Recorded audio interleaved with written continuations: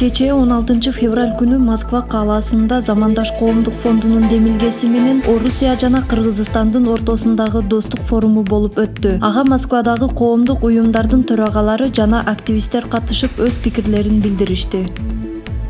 Буга чейин баарыбызга белгилүү да, мигранттар бул негизги Кыргызстандын инвестору болуп келген, грантовый.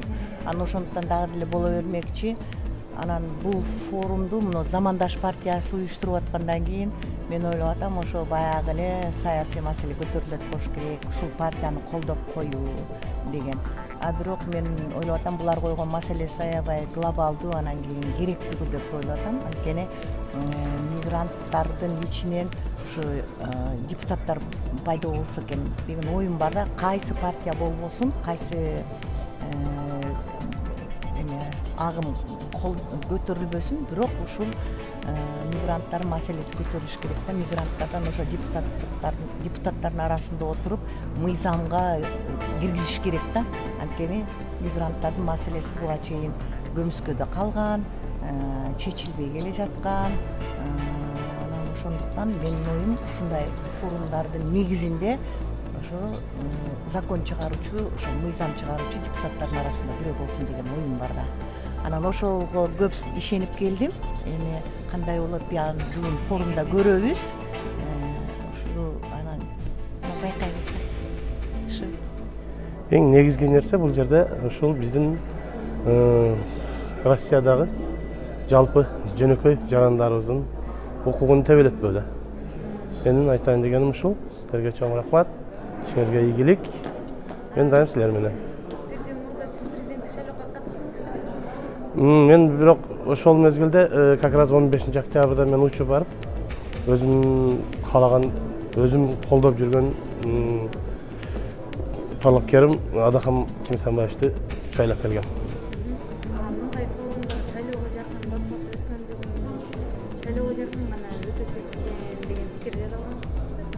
Жок, андай нерсе жаралган жок. Себеби мен өзүмдүн көз карашым боюнча азыркы мезгилде биздин жалпы кыргыз халкыбыздын, жарандарыбыздын саясатка болгон көз караштары бир жылдын ичинде аябай өзгөрдү деп ойлойм. Ошондуктан бул кандайдыр бир шайлоого тиешеси болушу мүмкүн. Бирок бийлик тараптан.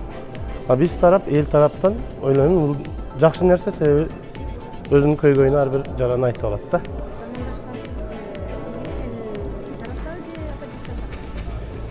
Мен ушул Замандаш партиясынын чындыгында кайсы тарапта экенин билбейм, бирок дочерный партия болса керек деп элестетем. Эми конечно, кайсы шамалга карап жүрүп калабы деген дагы түшүнүк бар, мындай ой бар. Эми Кудай андан сактасын. Раз партия болгондон кийин жалпы элдин партиясы болгондо жакшы болмок. Саламатсыздарбы? Бүгүнкү форумда маанайлар кандай, атмосфера кандай дегендей? Маанай жакшы, Кудайга шүгүр. Ушул Кыргыз-Орус достугу форуму болот деп келдик. Ушул Москвада Россияда эмгектенип жүргөн мекендештерге ошолордун атынан бир жакшы сунуштарды айтып, мүмкүн чечилип калабы деген жакшы ниетте азыр өзүбүздүн мекендештер менен сунуштарды, суроолорду талкуулап, ошолорду айталы деп атабыз. Мүмкүн ушул келген коноктордун, келген өкүлдөрдүн, мамлекеттик кызматкерлердин аркасы менен чечилип калса, мигранттарга, мекендештерге бир аз да болсо жеңилдик болуп калабы. Кыргыз-Орус достугу дагы бекемделип, экономика, бизнес тармагы өнүгөбү деген жакшы сунуштар менен азыр сунуш даярдап атабыз. Буюрса чечилип калса, көпчүлүк үчүн, эл үчүн, Кыргызстан үчүн жакшы болот деген оюбуз бар. Саламатсызбы? Ушул бүгүнкү форумдан сиз кандай эмне максатта маанилүү маселелердин чечилишин күтөсүз? Ошондой эле бул форум, ушундай форумдардын шайлоого гана жакын мигранттардын ушул кыргыз элинин назарын буруу максатында болот деп айтып калышат көпчүлүк. Ушуларга өзүңүздүн жеке пикириңизди айтып кетсеңиз. Эми менин жеке пикирим, биринчиден бир форум көп глобальный эч нерсе чечпейт, баарыбыз эле билебиз. Экинчиден бул эми менин билишимче бүгүнкү форум бир жакшы бир презентация да. Эгер ошол презентация бөлөк проекттерде болуп, мамлекеттик аябай жакшы көрсөтүлүп, анан ишке ашпай кала тургандай болбой ишке ашып кетсе, буюрса ошо мигранттардын дагы биздин основная часть, биздин көпчүлүк мигранттардын баары Кыргызстан менен взаимосвязаныбыз да, көбүбүз гражданство алган болсок дагы. Ошондуктан бүгүнкү форумдан менин бир эле нерсем күтүп атам, ошо азыркы долбоорго туура келген бир проект айтып көрсөтө алса, анан ошонун көрсөткөндө бүт мигранттар болбосо да бир 5% мигрант ошол долбоорго катышып, ошону ишке ашыра ала турган болсо, анда бул чоң ийгилик жана жетишкендик да.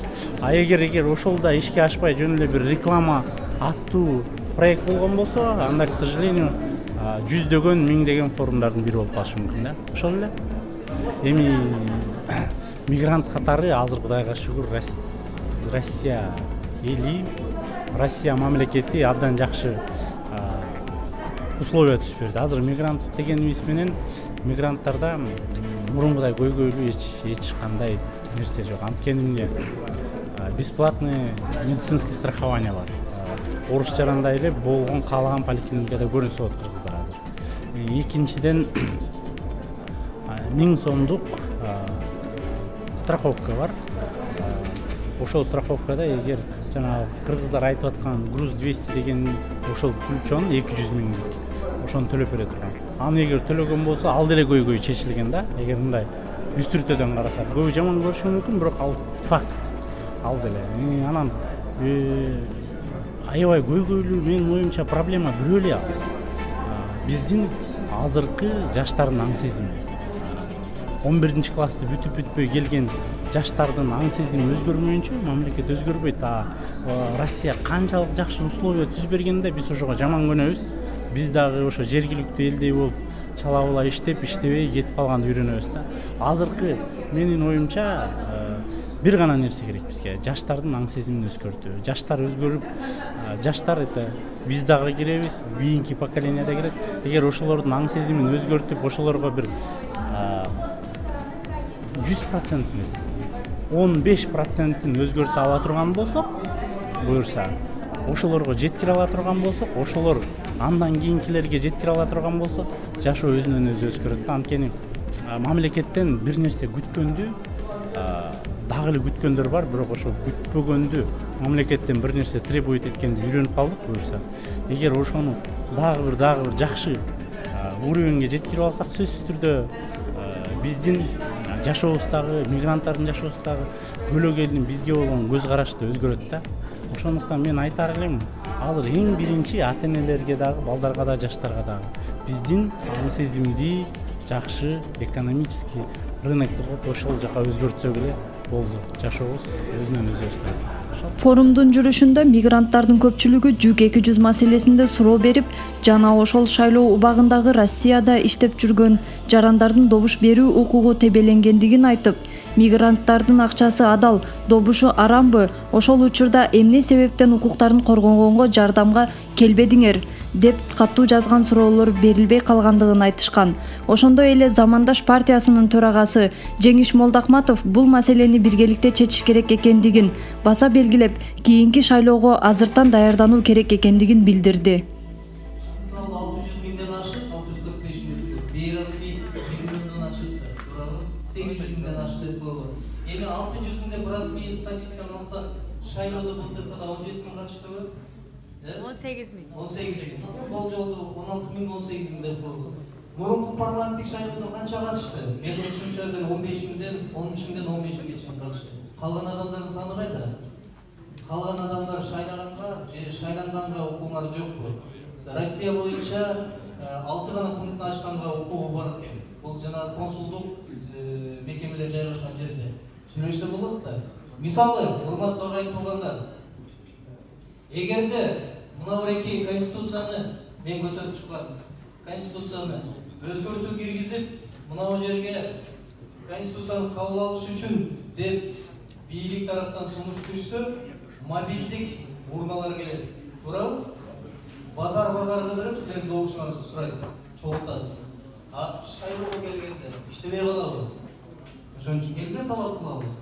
Келгиле сүйлөшөлү урналарды кошумча аштырганга. Керек болсо мобилдүү урналарды колдонолу. Анткени булар сөзсүз керек. Силердин ар бириңердин укугуңа, добушуңа, эркиндигиңер мамлекет тарабынан колдонулушу керек. Муну биз талап кыла турган, мен оюмча учуп келди. Жана талап кылышыбыз керек. Эгерде керек болсо, ошол жерде бирдиктүү күчтүү, мына жакын арада биз бардык аймактарды кыдырабыз Россия боюнча. Ошол талапты коебуз.